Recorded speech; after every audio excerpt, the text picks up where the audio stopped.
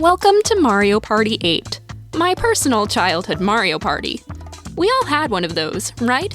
The Mario Party game we played over and over again on single-player mode as a kid because we had no one to play with? Just me? Aww.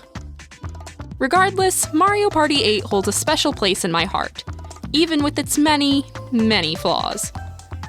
So when I got Mario Party Superstars, a game said to be an homage to all the previous Mario Parties before it, only to find that Mario Party 8 was given a whopping 2 minigames to its name, I found myself rather disappointed. I mean, just 2?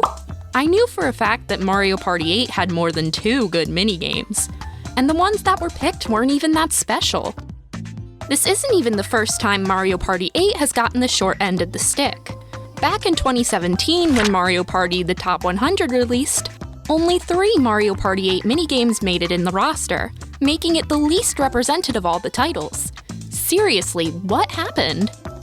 I believe that a large portion of the blame can be placed on the fact that the overwhelming majority of Mario Party 8's minigame selection relies on motion controls, and Mario Party Superstars had no motion controls. Jamboree, on the other hand, which also references older titles, does have motion controls. But I want you to be honest with me here. How many people are actually using the motion controls? Joy-Cons are known for drifting, and controllers with motion are far from cheap.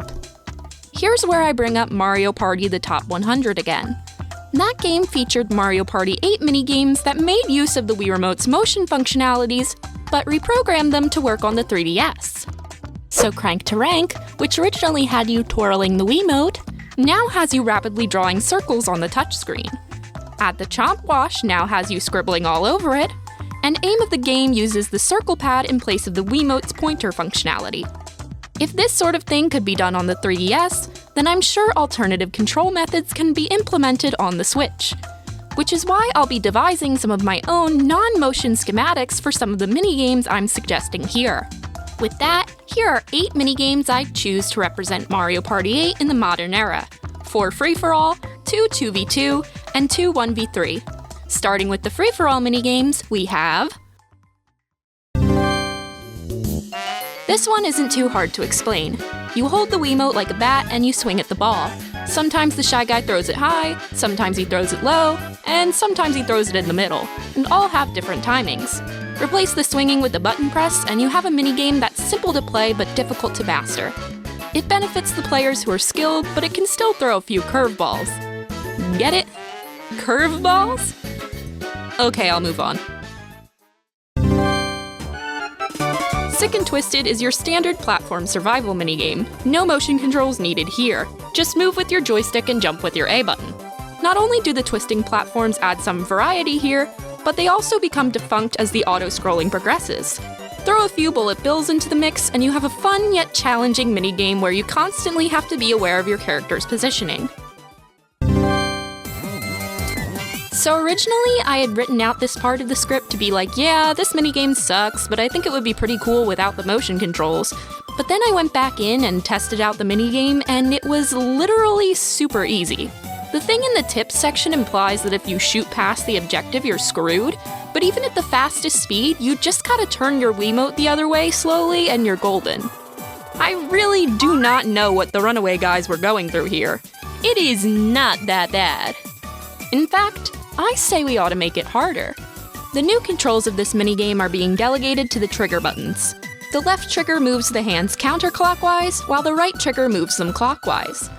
To simulate the intensity of rotating your Wiimote further to make the hands move faster, the hands will increasingly move faster the longer the button is held, attaining their max speed after about 2 seconds.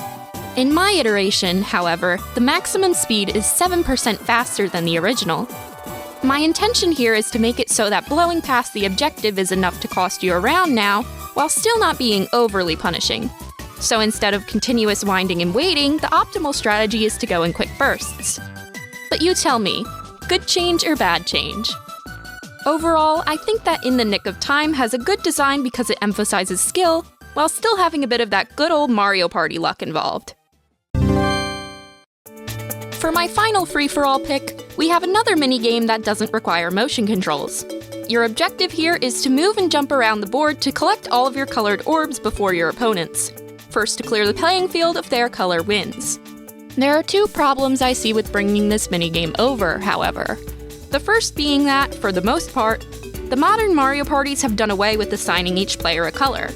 This is an easy fix, though, with a simple context menu before the game begins. The second is that the game could be a bit visually overstimulating with all the orbs bouncing around on screen at once. But I don't know if that's just me being overly precautious or a valid concern. Do comment your opinions on this if you get a chance. Otherwise, I think Mosh Pit Playroom is a simple, self-explanatory choice for a minigame port. That brings us to the end of the For All Minigames, so let's look at some 2v2s, the first of which is... Whenever I think of Mario Party 8 minigames that should have been redone, King of the Thrill is the first that comes to mind. It's got it all. Good atmosphere, good gameplay, and a good name. In case you've not played it before, King of the Thrill is a minigame where you aim to push your opponent off of the mountaintop you're fighting them on. Each teammate faces off against one player of the opposing team. If the survivors of the first round are allies, the minigame ends there. But if one member of each team makes it to the top, a final brawl commences to determine the winner. A lot of 2v2 minigames have you working together, so I always thought it was fun to have one where your partner can't help you out. That, and having two battles on screen at once, only adds to the game's chaotic nature.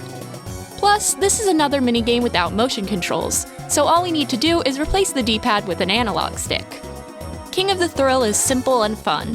What more could you want out of a minigame? When choosing the second 2v2 minigame to include here, I wanted to put Booting Gallery, my other favorite, but unfortunately, as a shooter minigame, I don't think it can be recreated well without motion controls. But Grabby Gridiron gets a lot of praise, so Grabby Gridiron it is. Grabby Gridiron is a football-based minigame where each team attempts to get 5 footballs in the goal of their team's color. You've got the same punching and kicking mechanics from King of the Thrill, with the addition of footballs flying everywhere. Easy to explain, hard to keep up with. This game gets really hectic with the right bunch of people, or, in my case, very hard CPUs. I had to seriously stay on my A-game to outmaneuver them. I'm honestly not sure how I forgot about this minigame, as it's quite a bit of fun. Not much else to say here. It's a good minigame and an easy remake candidate. Moving on.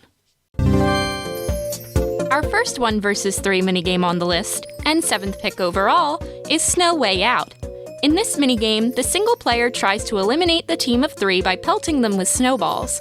Contact with 1 will make the player freeze instantaneously, much like Snow Brawl and Jamboree. Though you might be wondering why I give Snow Way Out the okay when I previously elected to not choose Booting Gallery. Even though I think joystick shooting controls are suboptimal, the area of the screen you need to focus on is way less in Snow Way Out, which I think makes the experience bearable enough to put the game on here. As such, the single player's controls will be mapped to the left stick to aim and the A button to shoot. The 3 will control their players' movement with the joystick and jump with the A button. When I played this as a child, I always thought you could get eliminated way too easily by just stepping on the snow, but it turns out you can step on the snow just fine. My confusion actually came from the large hitboxes. I'd tighten those up a bit in a hypothetical port. For my last pick, I've gone with Bob-ombs Away. In this 1v3 minigame, the 3 must team up to eliminate the solo player by dropping a Bob-omb on them. This task is made harder thanks to the pegboard beneath them, which adds an element of luck to how the Bob-omb falls. Additionally, players can't jump over each other, so the 3 have to communicate to avoid boxing each other into specific areas. It's a simple yet chaotic 30 seconds as the team attempts to get the single player to fall.